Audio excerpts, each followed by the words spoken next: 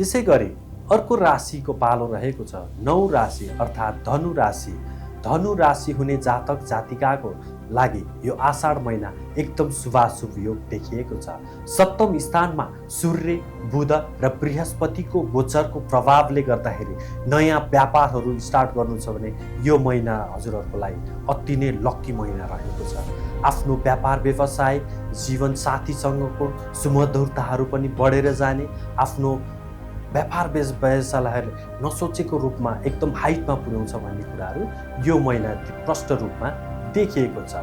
यसको सकारात्मक ऊर्जाहरूलाई अझै सशक्त बनाउनको लागि ओम भूम बुधाय नमः, ओम भूम बुधाय नमः यो बुधको लागि हो भने र बृहस्पतिको लागि ओम ब्रीम बृहस्पतये नमः, ओम ब्रीम बृहस्पतये नमः यो मन्त्र बिहिबारको दिन पारेर बङ्गलामुखी अर्थात् कुललाई सम्झेर कुनै पनि कामहरू स्टार्ट गर्नुहुन्छ भने पक्कै पनि यसले शुभाशुभ सफलतातिर उन्मुख गराउँछ भन्ने कुराहरू प्रष्ट रूपमा देखिएको छ।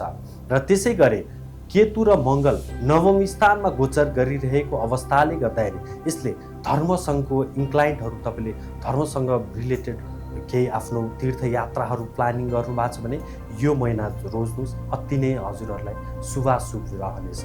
र यो प्रभावलाई अझै सकारात्मक बनाउनको लागि ओम केम केतवे नमः, ओम केम केतवे नमः यो मन्त्र जप उपासना गर्दै अगाडि बढ्नुहोस्, पक्कै पनि सफलता हजुरको हातमा रहन्छ।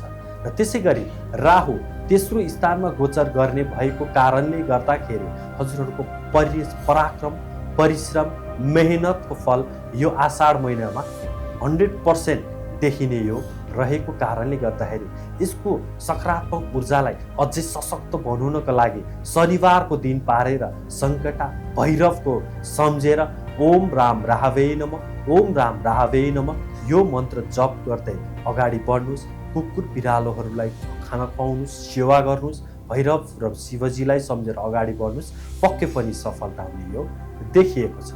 र त्यसै गरी चौथो स्थानमा शनि गोचर गरिरहेको अवस्थाले गर्दाखेरि मनमा अलिकति अशान्तिहरू भने अलिकति बढ्न सक्ने भएको कारणले गर्दाखेरि यसको नकारात्मक ऊर्जाहरूलाई कम गर्नको लागि ओम सं शनिश्चराय नमः, ओम सं शनिश्चराय नमः यो मन्त्र पनि शनिबारको दिन नटुटाई गर्नुहोस्, पक्कै पनि यस सफलतातिर उन्मुख गराउँछ भन्ने कुराहरू यो प्रष्ट रूपमा देखिएको छ। त्यसै गरी धनु राशि यदि तपाईँहरू हुनुहुन्छ भने पहेँलो चिजहरूलाई बढाउनुहोस्, पहेँलो चिजहरू खाने सेवन गर्ने गर्नुहोस्, एकदम सफलता हुने यो देखिन्छ। त्यसै गरी शुभ अङ्क 9 अङ्क र 3 अङ्क अति नै शुभ हुने यो देखिएको छ।